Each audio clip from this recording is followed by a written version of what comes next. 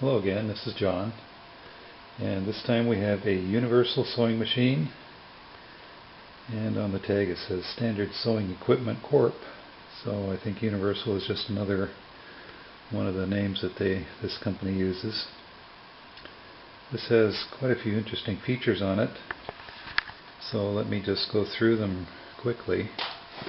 Starting on the left here, there's this little lever down here that none of my other sewing machines have, and what it does when the foot is down, you can use that to lift the foot up to do a quick turn or something without reaching behind and using the lever on the back.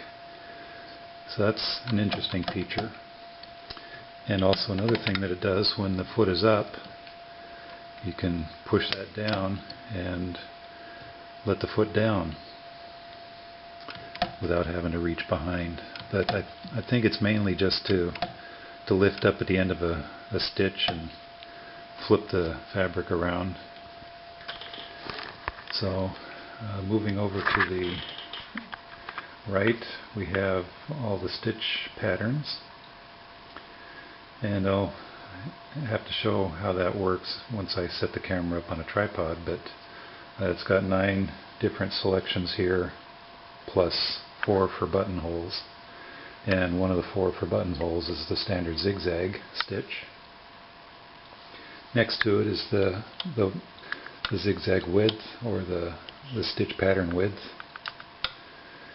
and next to that is a lever for twin needle, and all that does is blocks off the last 2 positions, 5 and 6, on the zigzag width when you flip that down. So when you have twin needles, if that wasn't there, I presume that when you went out to 6, one of the 2 needles would hit on the side. So that's another feature I haven't seen on any of my other sewing machines. So when that's down, it only goes out to 4. When it's up, it goes all the way to 6. And then next we have the stitch length knob. Down below that, this is for the feed dogs. Feed dogs down, and then there's a silk position, which is probably halfway up, and then the standard position all the way up for just doing normal sewing. And everything else is pretty much standard. So let me get the camera set up on the tripod and we'll do a little bit of sewing. Okay, let me show you how this works. It's on straight stitch right now, and this is spring loaded. This positions a cam stack inside.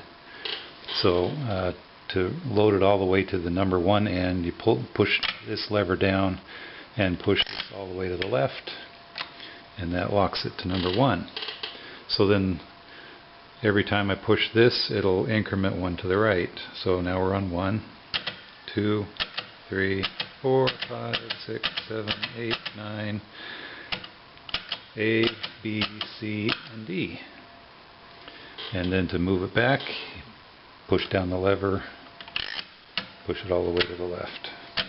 All the way to the left. So kind of inconvenient if you're on 1 and you have to go to the zigzag, you have to go 10 times, but I'll start with a straight stitch, and this doesn't have left, center, right position, so at 0 stitch width, the needle's all the way to the left.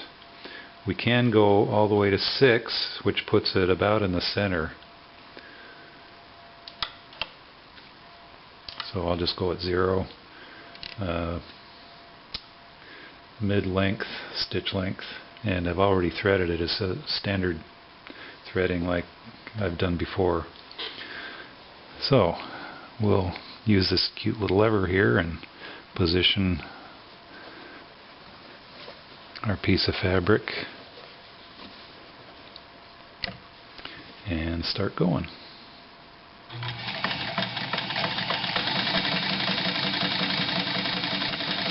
Very quiet machine when it's running. That's at full speed.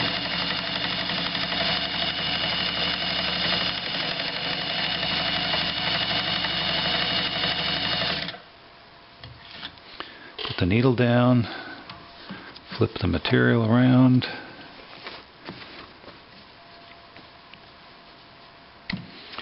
And I'll just do a zigzag right over the same one that I just did here.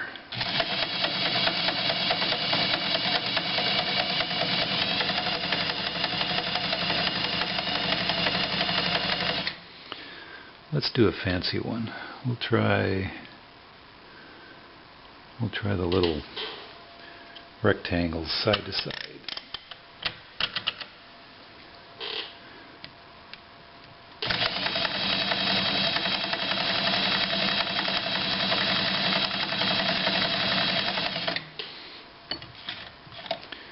And then we'll try the diamonds, not diamonds, pyramids, triangles.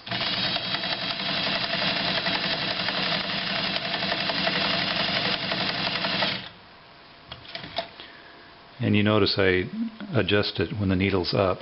If the needle's down and you try adjusting it, it might try pulling the needle side to side while you're going from one position to another.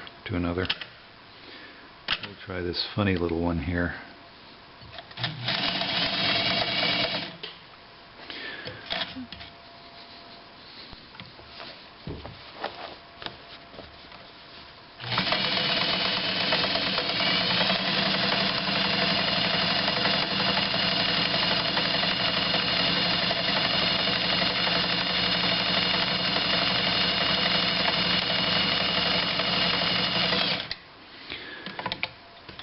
Don't quite know what that's called, but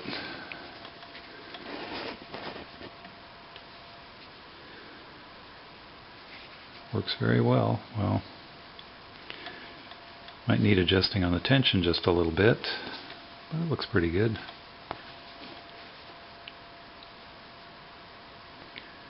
Looks like the top tension's just a little tight. It's pulling the bottom threads through every once in a while. The blue bottom thread is coming through a little bit. But this is probably from the mid-60s, late 60s, early 70s, I would guess. And it's a universal model number KAB-M. Thank you for watching.